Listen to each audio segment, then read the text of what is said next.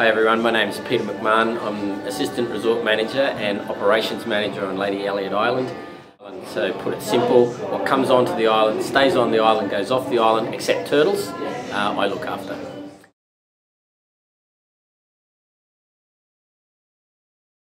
In the time that I've known, he's just one of those personalities and has a belief in the sustainability and the eco-education of this place. And he just has that personality that just sucks people in. It's like a wave, and people just want to get on that wave with him. And it's just such an easy ideology to follow. That look at this place. It's still small. He doesn't want it to be a Hyatt or anything like that. It's going to be basic, and let's give people an on-ground, hands-on experience. Brilliant, brilliantly simple. And the resort is brilliantly simple. I don't think there's too many people that leave this place that aren't moved. And our aim is to harness that movement that they have and get them to do something about it.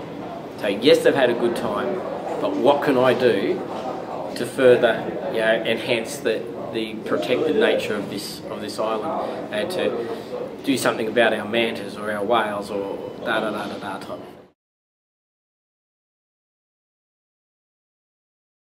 Three major initiatives that we're looking at the moment. Enlarging our solar output, our energy output through our solar powerhouse.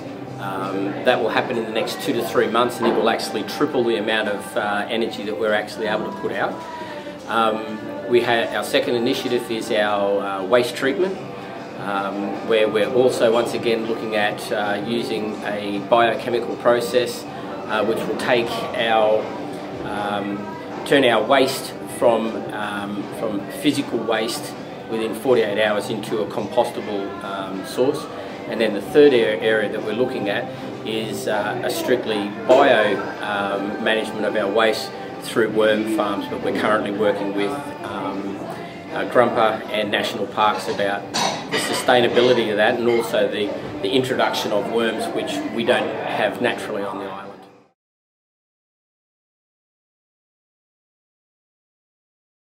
We received a grant because of the size of the solar plant that we were putting in, but it was really one of the first in Australia, if not the Southern Hemisphere, on that scale, and to be used in such a public area and in such an eco-sensitive area. So there was a lot of interested people immediately after it was put in, and we could show those savings, the physical savings that we were doing, and the eco savings that we were doing.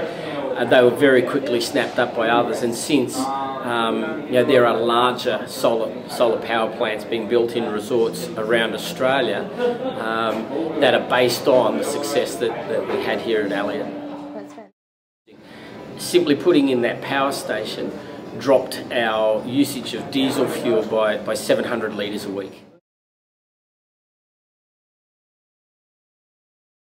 The tough thing about any initiative that we do on the island is that it has to go through so many processes that it not only has to be land friendly, it has to be animal friendly, it has to be sea friendly. What we need to do is to make sure that the object that we put in is also aesthetic as well, that it doesn't stick out like a sore thumb, and then to work that energy in with our other energy resources. So at the end of the day, we're really trying to reduce the amount of fossil energy that we're using.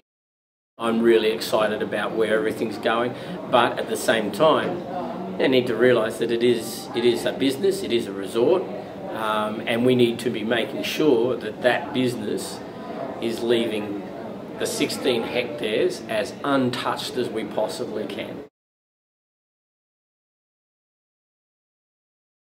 A lot of the initiatives that are going in have an eco result, but it also has a financial result, but the money has to be spent to get that saving. We're looking at putting more things back into the environment, naturally back into the environment, but need to be careful that we're not actually introducing any new species or killing off anything that's here, and that's why all of these things are taking so long.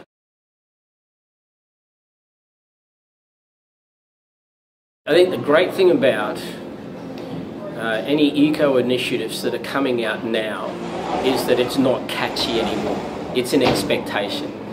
My generation realises that we've stuffed up so much, and from people of my age, it's looking at rectifying some of those wrongs. For the young people, they've seen the wrongs, and they're the ones that are inheriting our mistakes. And for the majority of our young staff here, this is a lifestyle that they want to live, and that we have a resource here that we must protect. To protect it, we need to educate people. To educate people in this day and age, it's more or less they've got to see and do. They're just not into, reading and, oh yeah, I'll do something about it. So that's why, all of this is just so important.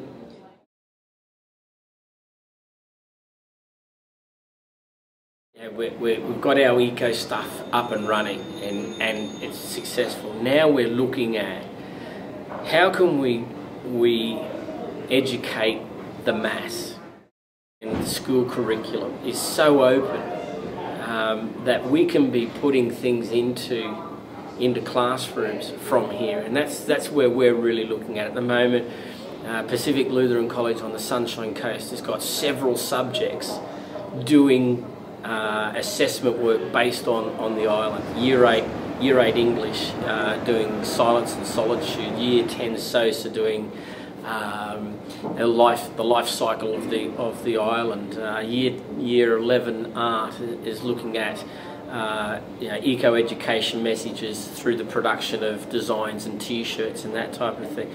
We have now universities that are wanting to be involved. Now we've just got to get all of that energy harnessed, and then make it available online, and then encourage people onto the island. If we can do that, boy, this 16 hectares is going to be a powerful educational tool, and at the same time, a hell of a place to come and have a holiday.